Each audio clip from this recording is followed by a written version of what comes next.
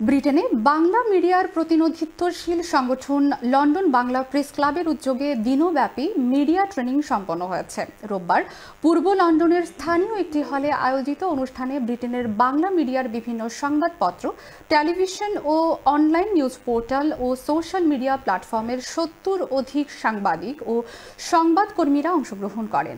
London Bangla press club president Mohammad জুবায়েরের সভাপতিত্বে ও জেনারেল সেক্রেটারি তাইসির মাহমুদের পরিচালনায় উদ্বোধনী অনুষ্ঠানে organising and training secretary Akramul হোসাইনের সার্বিক তত্ত্বাবধানে ৯ জন প্রশিক্ষক প্রশিক্ষণ প্রদান করেন। প্রশিক্ষণ শেষে অনুষ্ঠানে অংশগ্রহণকারীদের হাতে সনদপত্র তুলে দেওয়া হয়। এ সময় উপস্থিত ছিলেন প্রেস ক্লাবের founder president Mohib Chowdhury, founder secretary Nazrul Islam Basan, সাবেক president Belal Ahmed, Imdadul Haque Chowdhury Imad, London enterprise একাডেমির প্রিন্সিপাল আশিদ আলী।